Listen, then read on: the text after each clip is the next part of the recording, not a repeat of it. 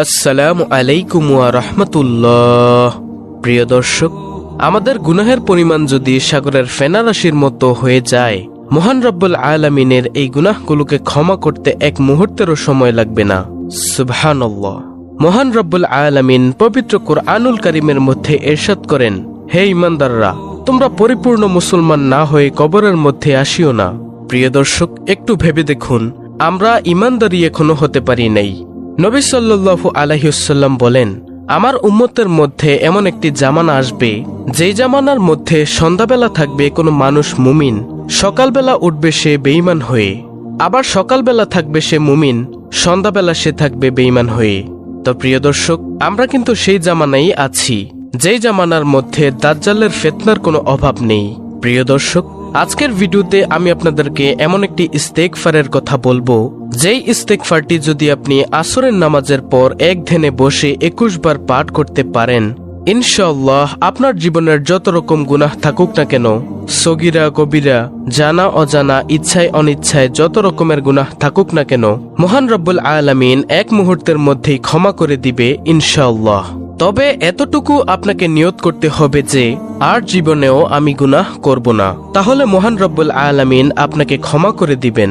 তো প্রিয় দর্শক, আপনাদের কাছে আমার একটি অনুরোধ, সম্পূর্ণ ভিডিওটি ধৈর্য সহকারে দেখুন ও শুনুন, তাহলেই ইনশাআল্লাহ জানতে পারবেন কোন সেই ইস্তেগফারের আমল এবং কিভাবে করতে হয়। তো চলুন আমরা সর্বপ্রথম জেনে নিব ইস্তেগফার করলে মহান আল্লাহ তাআলা আমাদেরকে কি কি পুরস্কার দান করবেন, আর তারপরে আমরা জানব কোন সেই ইস্তেগফার, যেই ইস্তেগফারটি 21 বার পাঠ করলে মহান আল্লাহ তাআলা আমাদের জীবনের সকল গুনাহগুলো ক্ষমা করে দিবেন।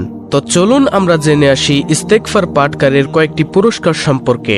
প্রিয় দর্শক, ইস্তেগফার পাঠকারীর সর্বপ্রথম পুরস্কার হচ্ছে সব পাপ ক্ষমা করে দিবেন, এবং এর ফলে পাপের কারণে যে আযাব ও গজব অবতারিত হয়ে গিয়েছিল তাও আল্লাহ তাআলা দূর করে দিবেন। যেমন হযরত ইউনুস আলাইহিস সালামের জাতি যখন আযাব প্রত্যক্ষ করেছিল, তখন তওবা ইস্তেগফার শুরু করে দিয়েছিল, আর যার ফলে আল্লাহ তাআলা তাদের গুনাহ সমূহ ক্ষমা করে দিয়েছিলেন এবং তাদের উপর থেকে ভয়ানক আযাব সরিয়ে দিয়েছিলেন। সুবহানাল্লাহ। দ্বিতীয় পুরস্কার, ধন সম্পদের মাধ্যমে সাহায্য করবেন। আমাদের অনেকেরই ধন সম্পদের অনেক প্রয়োজন। আপনি যদি ইস্তেগফার করতে পারেন, মহান রব্বুল আলামিন আপনাকে যে কোনো ভাবে, গায়েবী ভাবে হলেও ধন সম্পদের মাধ্যমে সাহায্য করবেন। প্রিয় দর্শক, বরকত যদি পাওয়া যায়, 1 টাকাই অনেক বরকত দিয়ে থাকে অনেক সময়, এই কথাটুকু মনে রাখুন। তৃতীয় নম্বর পুরস্কার, সুসন্তানের মাধ্যমে সাহায্য করবেন। বিয়ের পর সন্তান লাভের জন্য আমরা অনেক চেষ্টা করি, কিন্তু অনেকেই সন্তান লাভ করতে পারে না, অথচ আল্লাহ তাআলা ইস্তেগফারের বিনিময়ে এমন সুসন্তানের প্রতিশ্রুতি দিচ্ছেন যারা মা বাবার উপকারে আসবে, তাদের সাহায্য সহযোগিতা করবে। আপনি যখন মারা যাবেন, তখন যদি আপনার ছেলে মেয়ে নামাজের পর আপনার জন্য দোয়া করে, আল্লাহ তাআলা সেই দোয়ার হাদিয়াটুকু, সেই সওয়াবটুকু কিন্তু আপনার কবরের মধ্যে দিয়ে দিবেন। প্রিয় দর্শক, যখন বলবে রব্বিরহামহুমা কামা রাব্বায়ানি সগীরা, এবং আল্লাহ তাআলা খুবই খুশি হবেন।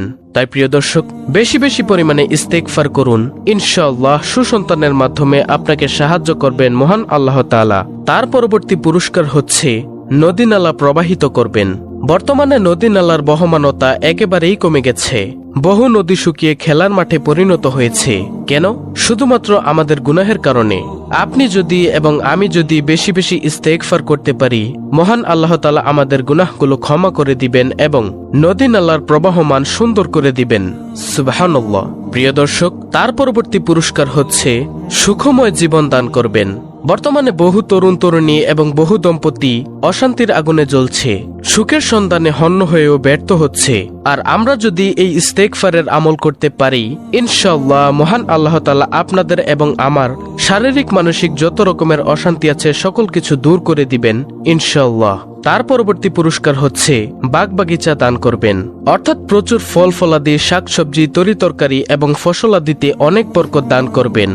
সুবহানাল্লাহ। প্রিয় দর্শক, বরকত যদি পাওয়া যায়, অল্পতেই অনেক বরকত হয়, বেশিতে বেশি বরকত হয় না, এই কথাটুকু মনে রাখবেন। আর যার ফলে আপনার কোনো খাদ্যের অভাব হবে না। তাই বেশি বেশি পরিমাণে ইস্তেগফার করুন। প্রিয় দর্শক, এবার আমরা জানব কোন সেই আমল, যেই ইস্তেগফারের উপর আমল করলে আপনার জীবনের সকল গুনাহ মাফ হয়ে যাবে এবং কিভাবে করতে হবে। সেই সকল পদ্ধতি নিয়ে এখন আমরা আলোচনা করব ইনশাআল্লাহ। প্রিয় দর্শক, ইস্তেগফারটি করার পূর্বে আপনি সর্বপ্রথম নবী সাল্লাল্লাহু আলাইহি ওয়াসাল্লামের উপর 100বার দুরূদ পাঠ করবেন ইনশাআল্লাহ। নবী সাল্লাল্লাহু আলাইহি ওয়াসাল্লামের উপর 100বার দুরূদ এটা পাঠ করুন যে সাল্লাল্লাহু আলাইহি ওয়াসাল্লাম, সাল্লাল্লাহু আলাইহি ওয়াসাল্লাম। কোনো আমলের পূর্বে এবং শেষে যদি নবীজির উপর দুরূদ পাঠ না করা হয়, ওই আমল আল্লাহ তাআলার দরবারে ভালো বলে গৃহীত হয় না। তাই প্রিয় দর্শক, যেই আমলই করুন না কেন, সেই আমলের পূর্বেই নবী সাল্লাল্লাহু আলাইহি ওয়াসাল্লামের উপর দুরূদ পাঠ করবেন। নবীজি সাল্লাল্লাহু আলাইহি ওয়াসাল্লাম হাদিসের মধ্যে বলেন, আমার কোনো উম্মত যদি আমার উপর বেশি বেশি পরিমাণে দুরূদ পাঠ করে, সেই উম্মতকে আমি হাসরের ময়দানে শাফাআত করব ইনশাআল্লাহ। সুবহানাল্লাহ। তো প্রিয় দর্শক, নবীজির শাফাআত পেতে হলে অবশ্যই বেশি বেশি পরিমাণে নবীজির উপর দুরূদ পাঠ করুন। যার সাথে যার মহব্বত, তার সাথেই তার কিয়ামত, এই কথাটুকু মনে রাখুন। নবী সাল্লাল্লাহু আলাইহি ওয়াসাল্লামের উপর দুরূদ পাঠ করে এবার আপনি এই ইস্তেগফারটি এক ধ্যানে বসে চোখ বন্ধ করে 21 বার পাঠ করবেন। প্রিয় দর্শক, এতই দামি একটি ইস্তেগফার আদম আলাইহিসসালাম ও মা হাওয়া আলাইহিসসালাম যখন ভুল করেন, তখন তারা এই দোয়া এবং ইস্তেগফার করেন এবং আল্লাহ তাআলা তাদের দোয়াটি কবুল করেছিলেন। প্রিয় দর্শক, এমনই দামি একটি ইস্তেগফার, আর সেই ইস্তেগফারটি হলো রব্বানা যালামনা আনফুসানা ওয়া ইল্লাম তাগফির লানা ওয়া তারহামনা লানাকুনান্না মিনাল খাসিরিন। এর অর্থ হলো, হে আমাদের রব, আমরা নিজেদের প্রতি জুলুম করেছি। যদি আপনি আমাদেরকে ক্ষমা না করেন এবং আমাদের প্রতি দয়া না করেন, তবে আমরা অবশ্যই ধ্বংস হয়ে যাব। সুবহানাল্লাহ। তো প্রিয় দর্শক, আপনি কোন ইস্তেগফারটি পড়বেন? ইস্তেগফারটি পড়বেন রব্বানা যালামনা আনফুসানা ওয়া ইল্লাম তাগফির লানা ওয়া তারহামনা লানাকুনান্না মিনাল খাসিরিন। সুবহানাল্লাহ। প্রিয় দর্শক, এটা কিন্তু কোরআনুল কারীমের একটি আয়াত, সূরাতুল আল আরাফের 23 নং আয়াত। প্রিয় দর্শক, আপনি চাইলে ওইখান থেকেও শিখে নিতে পারেন। যেই বান্দা বান্দি আল্লাহ তাআলার দরবারে নত হয়ে যায়, আল্লাহ তাআলা তাকে ক্ষমা করে দেন। সুবহানাল্লাহ। ইবলিশকে একমাত্র অভিশপ্ত করার কারণ হচ্ছে সে অহংকার করেছিল, নত হতে চায়নি, আর তাই ইবলিশকে অভিশপ্ত করে দিয়েছে মহান আল্লাহ তাআলা। তাই আপনি এই আমলটি করে মহান আল্লাহ তাআলার কাছে নত হয়ে আবার নবী সাল্লাল্লাহু আলাইহি ওয়াসাল্লামের উপর 100বার দুরূদ পড়বেন সাল্লাল্লাহু আলাইহি ওয়াসাল্লাম।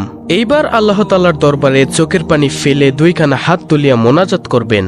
ইনশাআল্লাহ মহান আল্লাহ তাআলা আপনার জীবনের জানা অজানা, ইচ্ছায় অনিচ্ছায় যে কোনো ভুলে যদি গুনাহ করে থাকেন, কবিরা এবং শিরিকের গুনাহ যে কোনো গুনাহই হোক না কেন, মহান আল্লাহ তাআলা অবশ্যই অবশ্যই ক্ষমা করে দিবেন ইনশাআল্লাহ। কারণ আল্লাহ তাআলা তো ক্ষমার জন্যই সব সময় প্রস্তুত থাকেন।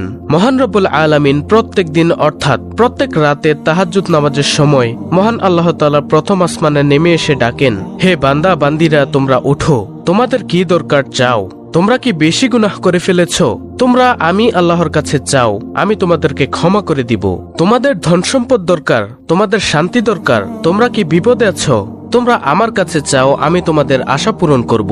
আল্লাহ তাআলা নিচের আসমানে নেমে এসে এগুলো বলতে থাকেন। এজন্য প্রিয় দর্শক, আল্লাহ তাআলার কাছে চাইতে হবে আমাদের, আল্লাহ তাআলার কাছে বেশি বেশি ইস্তেগফার করতে হবে, তবেই আল্লাহ তাআলা আমাদের সকল গুনাহ ক্ষমা করে দিবেন।